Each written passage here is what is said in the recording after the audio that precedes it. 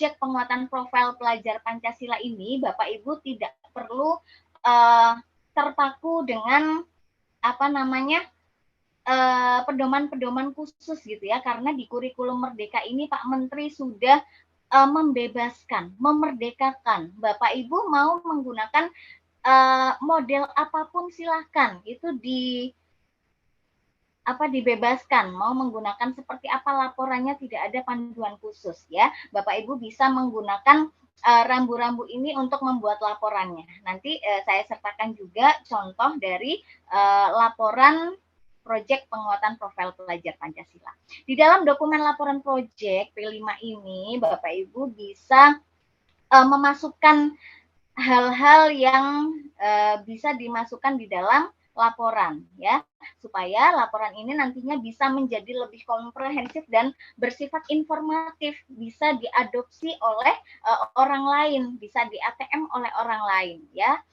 Bapak Ibu di sini nanti ketika Bapak Ibu memperoleh sebuah contoh gitu ya, tidak perlu sekonyong-konyong di copas gitu ya, copy paste, tapi Bapak Ibu bisa amati, tiru, dan modifikasi begitu. Pun terkait modul project pun Bapak Ibu tidak perlu membuat dari awal, itu boleh Bapak Ibu mengadopsi dari apa yang sudah dibuat ya, sudah fasilitasi oleh pemerintah di PMM ya, platform Merdeka Mengajar. Itu banyak sekali contoh-contoh modul project ya Bapak Ibu ya. Nah, untuk hal-hal yang bisa Bapak Ibu masukkan ke dalam dokumen laporan proyek, di sini ada halaman sampul. Ini penting Bapak Ibu supaya orang bisa dari awal melihat dokumennya itu tahu gitu ya, ini dokumen apa sih gitu ya.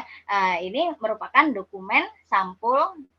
Di sana terlihat sampulnya, ada judulnya, proyek dan temanya apa. Misalnya judul proyeknya sampahku tanggung jawabku misalnya, topiknya ya. Kemudian temanya gaya hidup berkelanjutan misalnya. Kemudian nama sekolahnya, identitasnya, kemudian kelas berapa di proyek itu, misalnya kelas 7 SMP fase D misalnya. Kemudian tahun pelaksanaan proyeknya tahun berapa, 2022, 2023 dan lain sebagainya. Kemudian nama penulis laporannya siapa. Ini bisa dituliskan koordinator proyek atau seluruhnya tim fasilitator proyeknya, karena sudah bersumbangsi memberikan ide-idenya, itu bisa dimasukkan gitu ke dalamnya gitu ya Bapak Ibu ya.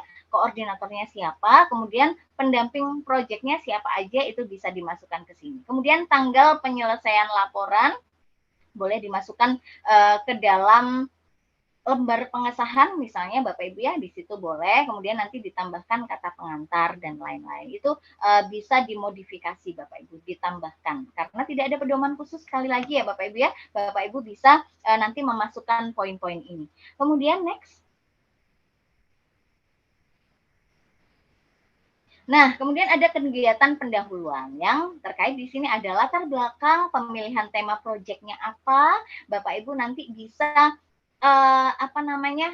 membuat kanvas proyeknya dulu ya Bapak Ibu ya. Nanti saya sertakan LK1 di sini, nanti ada saya tidak bisa menampilkan, nanti sudah saya serahkan ke admin, nanti Bapak Ibu insya Allah akan dibagikan terkait rapot proyek, kemudian LK atau lembar kerja sebelum kita melaksanakan proyek, itu rancangannya mau dibuat seperti apa, itu sudah saya sertakan di Drive. Latar belakangnya ini bisa diambil dari menganalisa ya Bapak Ibu ya, menganalisa potensi-potensi yang ada di satuan pendidikan Bapak Ibu masing-masing. Karakternya apa, itu bisa Bapak Ibu gali di dalam dokumen KOS-nya Bapak Ibu ya, kurikulum operasional satuan pendidikan. Dan alasan kenapa tema ini relevan dengan tujuan proyek yang ingin dicapai. Kemudian rangkuman eksekutif yang berisi ringkasan singkat terkait tujuan, metode, dan hasil proyeknya. Next. Kemudian lanjut kepada pengenalan masalahnya. Di sana di tuliskan penjelasan yang lebih mendalam tentang permasalahan atau tantangan yang diatasi melalui proyek ini apa saja, ya, begitu. Kemudian tujuan proyeknya di sini dijelaskan secara rinci mengenai apa sih yang ingin dicapai melalui proyek yang sedang berjalan di tema ini, topik ini, itu silakan dituliskan dengan rinci tujuannya apa gitu ya. Dan jangan lupa nanti juga pada pelaksanaannya sebelumnya itu bisa disampaikan ke siswa. Ketika siswa sudah memilih, disepakati tema dan topiknya dijalankan, itu Bapak Ibu bisa menyampaikan tujuan dari proyek ini apa saja sih yang nanti bisa sinkron ke dalam seluruh rincian proyek dalam setiap pertemuannya. Kemudian lanjut, next. Kemudian metodologinya juga bisa disampaikan di dalam laporan proyek ini terkait langkah-langkah atau pendekatan yang diambil dalam pelaksanaan proyek, deskripsi tentang kegiatan yang dilakukan seperti seminar, lokakarya, aksi anak bersih-bersih, kemudian kampanye terkait anti bullying misalnya gitu ya, terkait pengelolaan sampah dan lain-lain itu bisa disampaikan metodologinya seperti apa, langkah-langkah atau prosedurnya. Kemudian lanjut, next. Kemudian hasil dan dampak ini yang paling penting Bapak Ibu di dalam laporan ya Bapak Ibu ya. Kalau yang namanya proposal itu hasil dan dampak kan masih dalam apa namanya ranah deskripsi atau konsep ya Bapak Ibu ya. Nah, kalau sudah di laporan hasil dan dampak ini diberikan gambaran mengenai hasil konkret yang telah dicapai di dalam proyek tersebut, apa saja sesuai dengan pengamatan saat proyek itu berjalan ya di dalam setiap pertemuannya. Kan ada jurnal ya Bapak Ibu ya, di sana ada rubriknya juga, itu sudah saya sertakan juga di drive-nya, nanti Bapak Ibu bisa melihat terkait dampak positif yang dihasilkan, kemudian baik pada tingkat individu, kelompok maupun lingkungan itu apa saja, silakan nanti dijabarkan di dalam bagian poin hasil dan dampak. Kemudian lanjut, next. Kemudian evaluasi. Ya, ini juga penting Bapak Ibu. Di dalam poin evaluasi ini Bapak Ibu bisa merefleksikan terkait apa-apa yang berhasil dan apa-apa yang perlu ditingkatkan di dalam proyek. Kemudian feedback ya, umpan balik dari peserta itu juga sangat penting. Kemudian dari guru pembimbing dan pihak-pihak yang terlibat yang sudah kita ajak kolaborasi di dalam kegiatan proyek itu juga penting untuk dimasukkan karena tanpa umpan balik, refleksi begitu, refleksi dan umpan balik ini Bapak Ibu tidak akan bisa merancang pembelajaran di dalam kegiatan P5 ini dengan peningkatan yang signifikan gitu ya Bapak Ibu ya. Jadi refleksi dan umpan balik ini sangat penting. Bapak Ibu bisa menggunakan model apapun ya, 4F ya, boleh ya, model 4F.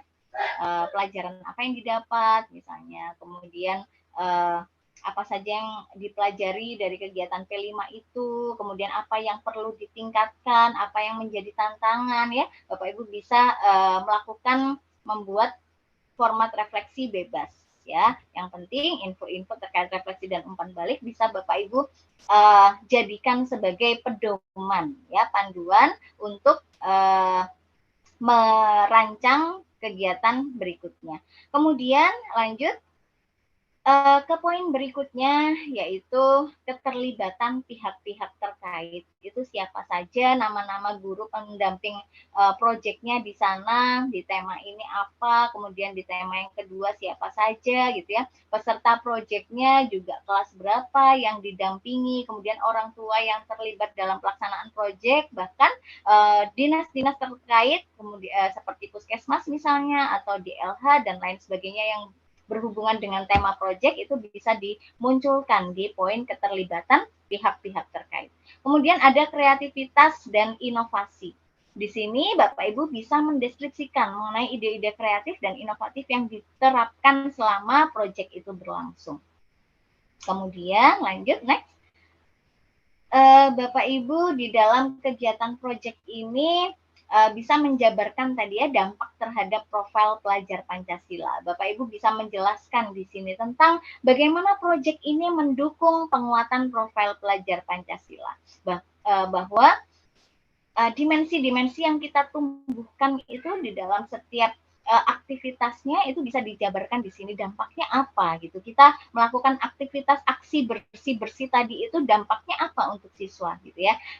Menumbuhkan dimensi yang mana, menguatkan dimensi yang mana, apakah kemandiriannya dalam membersihkan lingkungan sekitar, gitu ya, gotong royongnya atau bernalar kritisnya dan lain-lain, gitu ya, itu dampaknya seperti apa.